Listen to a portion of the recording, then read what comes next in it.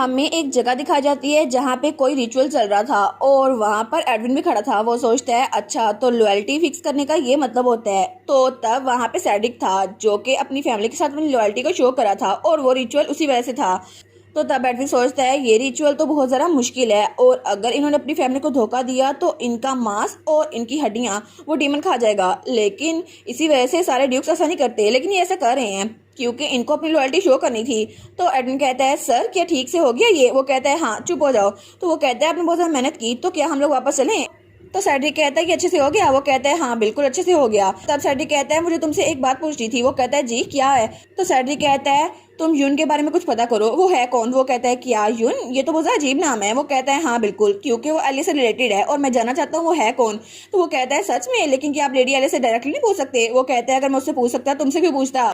तो एडमिन कहता है ठीक है मुझे कुछ तो बता दिया करे। वो कहता है लेकिन वो यून उसका जेंडर क्या है और उसकी एज क्या है? तो सैडरिक कहता है वो एक लड़का है और वो एलिया से छोटा है। तो वो कहता है अच्छा। तो वो कहता है और इसको खामोशी से करना। वो कहता है जी जी माय लॉर्ड। लेकिन वो सोचता है एक छोटा लड़का, इसका मतलब है क्या वो मास्टर कैलिब की तरह नहीं होगा? और दूसरी तरफ हमें कैलिब का रूम दिखा रहता है और हमारी हीरोइन बेड के नीचे छुपकर कुछ देख रही थी और तब उसकी मेड भी वहाँ पर थी। वो कहती है माय लेडी। वो कहती है हाँ क्या हुआ? वो कहती है कि आप कुछ ढूंढ रही हैं? तो एलिया कहती है नहीं मैं बस देख ही रही थी। वो सोचती है कितना अजीब है ना, क्योंकि मेफिस्टो वो तो कैलिब के बेड के नीचे रहता था ना नावल में, लेकिन पता नहीं अब वो कहाँ पर है। पता नहीं वो कैलिब के साथ ऐसा क्यों कर रहा है, लेकिन कैलिब उसको इसी की वजह से बुरे ख्वाब आते थे और शायद इसी वजह से वो सब कुछ फेस कर रहा है। लेकिन वो कहाँ होगा? तो तब ऊपर देखती है तो वो मेफिस्टो वो डीमन वो छत के साथ चिपका हुआ था। वो कहती है क्या? तो उसकी मेट कहती है माय लेडी। तो हमारी सोचती है मेफिस्टो लेकिन ये यहाँ पर झूमर के साथ क्या कर रहा है? और तब वहाँ पर वो मॉन्स्टर वो झूमर को नीचे गिरा देता है। तो हमारी कहती है ओलिविया बच्चों। और तभी ओलिविया नीचे गिर गई थी। वो कहती है क्या अभी यहाँ पर क्या हुआ? और तब इर्द गिर्द हर कई चीजें बिखरी हुई थी। वो कहती है माय लेडी हमें क्या करना चाहिए, आप ठीक तो है ना? और तभी वहाँ पर एक मैजिक सर्कल पेयर होता है और तब हमारी हीरोइन बच गई थी। तो वहाँ पे कोई था। वो कहता है एलिया तुम ठीक तो हो ना?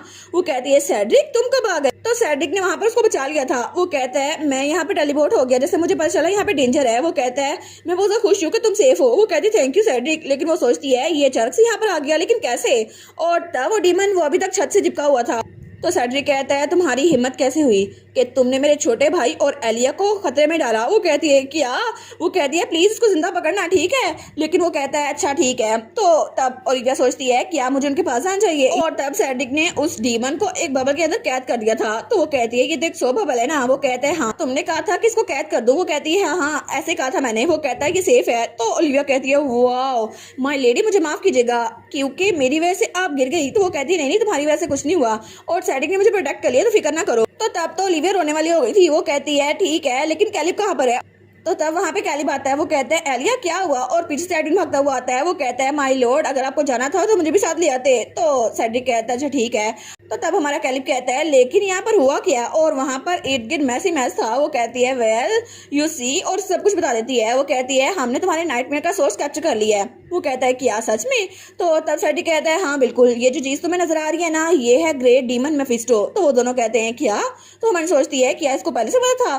तो तब कैलिब उसको देखता है। वो कहता है अच्छा तो ये है डीमन लॉर्ड जिसको हमने बुक्स में पढ़ा था।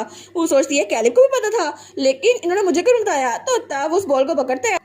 तो हमारी हीरोइन सोचती है ये सच में इसको पकड़ रहा है। तो कैलिब कहता है ये तो इम्पॉसिबल है, आखिर कोई ऐसा सेज ऑफ इंचेंटिया कैसे हो सकता है? वो कहती है सेज ऑफ इंचेंटिया एक मिनट। तो इसका मतलब है ये ग्रेट डीमन जिसको कैलिब ने अपने हाथ में पकड़ा हुआ है ये वही है जिसको कैलिब ने पावर दी थी। इसका मतलब है कि ये इस फैमिली का इंचेंटिया फैमिली का गार्डियन है। लेकिन ऐसा कैसे हो सकता है?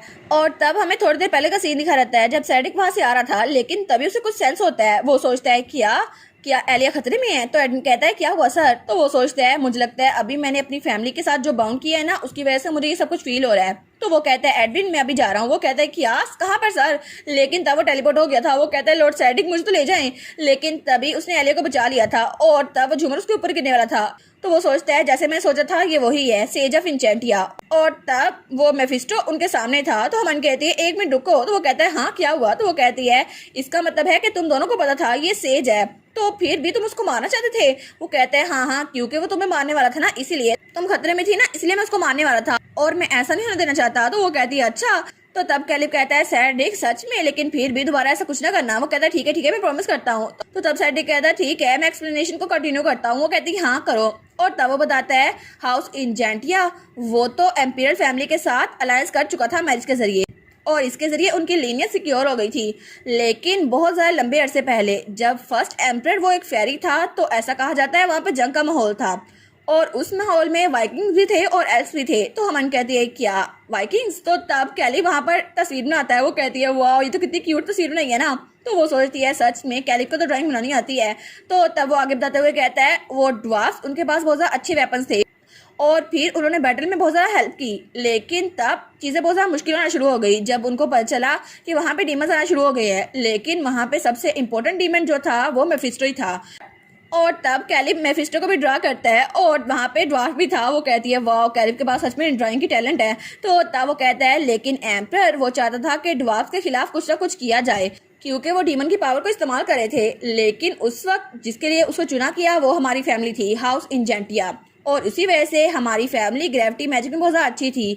इसलिए हमें ये काम सौंपा गया कि हम डीमंस के खिलाफ कुछ काम करें और हम उनको रोकें। तो हमारी सोचती है कैलिब तो अभी तक ड्राइंग किए जा रहा है, ये कहानी क्यों नहीं सुन रहा, क्या इसको पहले से पता है? तो तब सैडिक आगे बताते हुए कहता है लेकिन मेफिस्टो बहुत ज़्यादा ताकतवर था और उसको हमारी फैमिली भी हरा नहीं पाई, और हमें लगा था ये सब कुछ खत्म हो गया है और हमारे इंसेस्टर मरने वाले थे। लेकिन तब मेफिस्टो उसने स्माइल की और उसने कहा कितना इंप्रेसिव है ना, तुम मुझे मारने वाले थे लेकिन मैं तुम्हारी जान बख्श सकता हूँ, और बदले में मैं तुम्हें अपनी पावर भी दे सकता हूँ, लेकिन तुम्हें उसके बदले में कुछ करना होगा। तो तब हमारे इंसेस्टर ने कहा था क्या तुम क्या करना चाहते हो? वो कहता है वेल तुम मुझे ग्रेविटी मैजिक सिखाओ और बदले में तुम मेरी पावर ले सकते हो, क्या ये ऑफर ठीक है? तो हमारी सोचती है इसका मतलब है कि वो डीमन मेफिस्टो ही था, है ना, उसने आपको पावर दी थी। वो कहता है हाँ बिल्कुल ये सच है। इंजेंटिया फैमिली ने डीमन के साथ हाथ मिला लिए और फिर जंग खत्म हो गई। ऑफ कोर्स उन्होंने एम्परर के बारे में नहीं बताया था, लेकिन एग्जैक्टली इसके बारे में सिर्फ हमारी फैमिली मेंबर्स को ही पता है। लेकिन वार के खत्म होने के बाद ये रूमर्स फैलना शुरू हो गई कि हमने किसी स्पिरिट या डीमन के साथ कॉन्ट्रैक्ट किया है, इसीलिए हमने बाकी किसी को भी ये बात नहीं बताई और सिर्फ फैमिली मेंबर्स तक ये बात रहने दी। तो हमारी सोचती है अच्छा तो इसी वजह से मेफिस्टो ने तुम लोग के साथ एक कॉन्ट्रैक्ट किया हुआ है। वो कहता है हाँ मेफिस्टो की वजह से हम अपना ग्रेविटी मैजिक अच्छे से यूज कर सकते हैं, और तकरीबन हम परफेक्ट हो ही गए थे, और बाकी के सेज जिनके पास कोई पावर नहीं थी वो भी मेफिस्टो की वजह से अपनी पावर अवेकन कर सकते थे। वो कहती है अच्छा इसीलिए।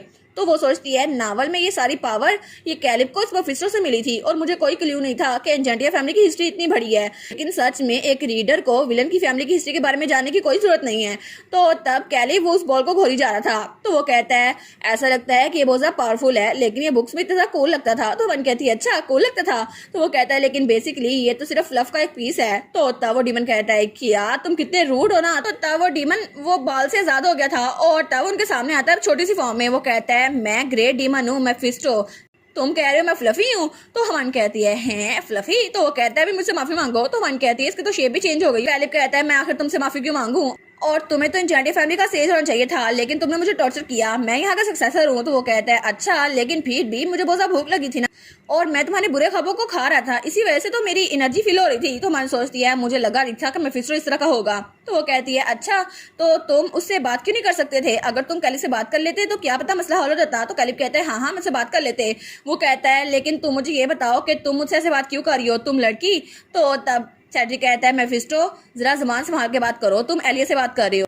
तो मेफिस्टो कहता है मुझे हुक्म ना दो, मैं मेफिस्टो हूँ ग्रेट डीमन, और मेरे पास 9 आइज है, और मैं इस यूनिवर्स में बिल्कुल परफेक्ट हूँ, और ये तो परफेक्ट नंबर है। तो हमारी सोचती है ये सच तो कह रहा है, लेकिन फिर भी इसको इतना घमंड किस बात का है? और वो सोचती है 9 सर्कल्स, इसने कहा इसके पास 9 आइज हैं, और जब भी कोई डीमन एक सर्कल कंप्लीट करता है तो उसके पास एक आई आती है, और इसने 9 सर्कल कंप्लीट किए हैं, और ये एक तरह से इन्फिनिटी हुई, और इसी वजह से इसे अपने आप पर इतना घमंड है। लेकिन वो उसे कहती है आखिर तुम ऐसे बोल क्यों रहे हो एक छोटे से बच्चे की तरह? वो कहता है मैं छोटे से बच्चे की तरह बात नहीं कर रहा, तुम आखिर मुझसे बात क्यों कर रही हो? तुम लड़की, तुम यहाँ पर आई ना, इसी वजह से ये सब कुछ शुरू हुआ था, और तुम ग्रेट मेफिस्टो की बेइज्जती कर रही हो। वो कहती है नहीं एक मिनट रुको। वो सोचती है ये नावल में तो ऐसे बात नहीं करता था। तो वो कहता है लेकिन मैं यहाँ पर सिर्फ इसलिए आया हूँ क्योंकि ये लड़की यहाँ पर आई है, और आखिर मुझे इस लड़की को मारना ही था। ये फेरी यहाँ पर क्या कर रही है? वो कहती है क्या बात कर रहे हो, ये बात सेंस बनाती है कि नहीं? वो कहता है ये बात सेंस बनाती है, क्योंकि मुझे ये बताओ कि एक फेरी यहाँ पर इंजेंटिया फैमिली में क्या कर रही है, और तुम्हें पता है ना फेरीज और डीमन एक दूसरे के दुश्मन होते हैं। तो वो कहती है क्या? तो वो कहता है हाँ बिल्कुल, मैं चाहता हूँ तुम यहाँ से निकल जाओ, और तुम अगर यहाँ से ना गई तो मैं तुम्हें जान से मार दूंगा। तो वो सोचती है एक मिनट, कैलिब और सैडिक दोनों को नहीं पता कि मैं एक फेरी हूँ, लेकिन अगर इसने जुबान बंद ना की तो दोनों को पता चल जाएगा मैं एक फेरी हूँ। और इसी के साथ ये वाला पार्ट यहीं पर ख़त्म। तो आप लोग बताइएगा आप लोग को ये पार्ट कैसा लगा, और वीडियो को लाइक और चैनल को सब्सक्राइब लाजमी कीजिएगा।